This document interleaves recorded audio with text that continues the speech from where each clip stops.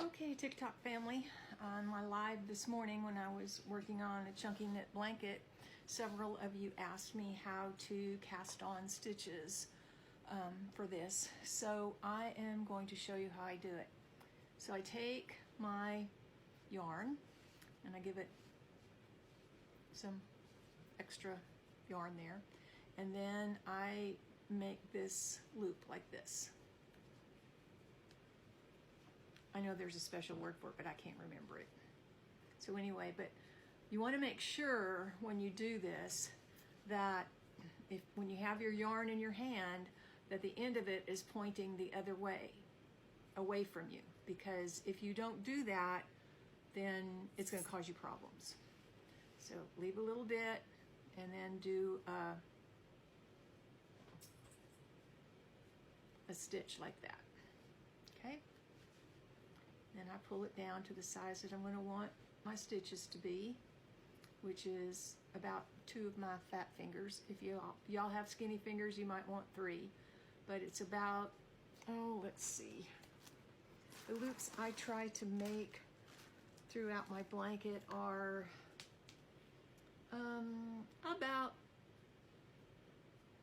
about 2 inches. So for me, 2 of my fingers fit in there well. And then, and this is the pink one that I'm working on. And then you're going to take, and just like, just as in crochet, although this is called knitting, you're going to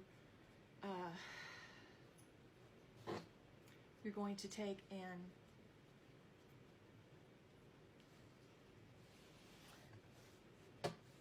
and pull your yarn through. Get it on the right side here.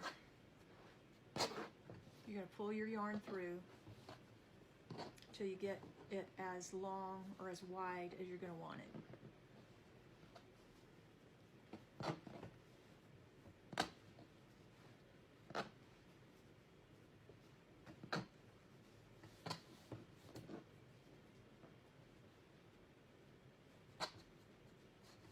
Now you're going to want this to be as uniform as possible. You don't want a really tight one and then a really loose one, and you're going to want it, yeah, just as uniform as possible, because it's going to make a difference when you come back to do your second row.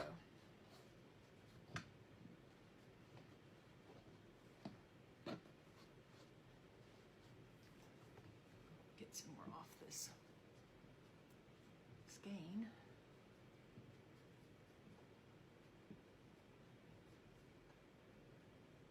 So the one I was working on in my live, I had worked on it a couple of hours last night. Some people want to know, how long does it take you to make one of these blankets? And it takes me a good 8 hours, if that's all that I'm working on.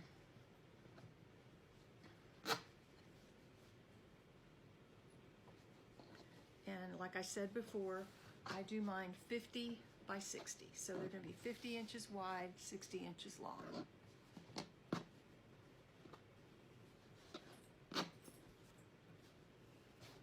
And you're going to want to know how many. Well, I do it till it's 50 inches wide. Some days, I don't like the way that one looks. Okay, so some days it's 30, some days it's 24. It just depends. It's going to depend on how big you make your loops.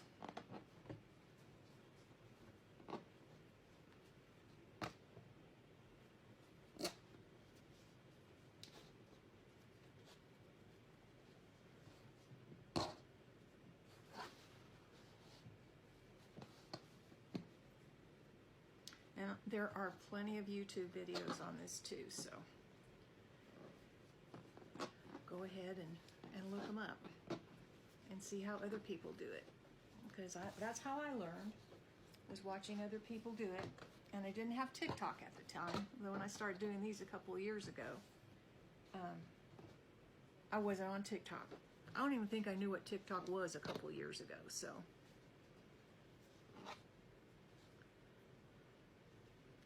I've only been on since about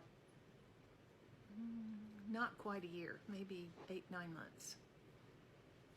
I don't like the way that one looked. So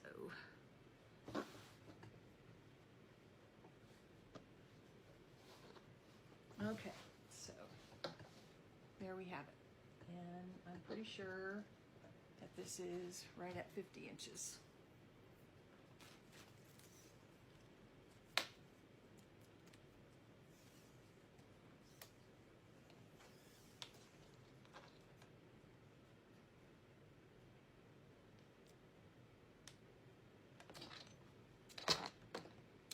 Yep, okay.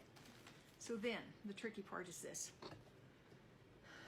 You're going to pull the last loop up, and then you're going to pull your yarn through this way.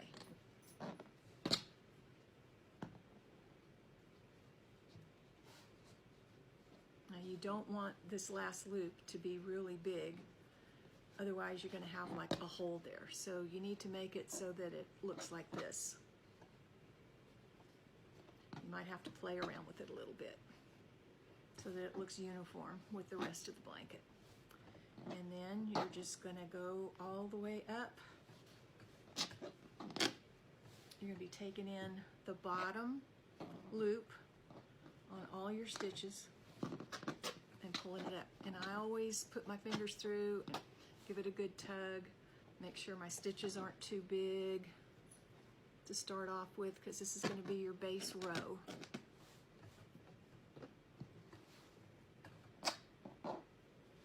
Sorry about my fingernails scratching on this plastic table.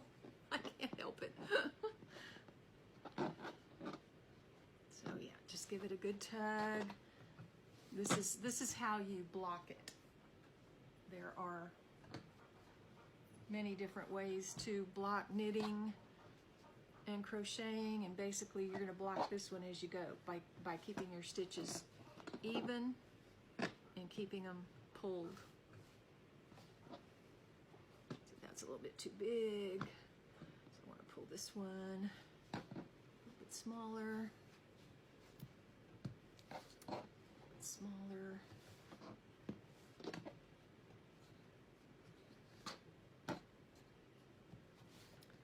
So there you have it. You just keep going all the way down,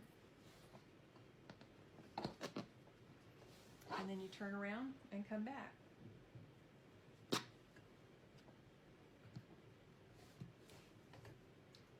So let me know if you have any questions.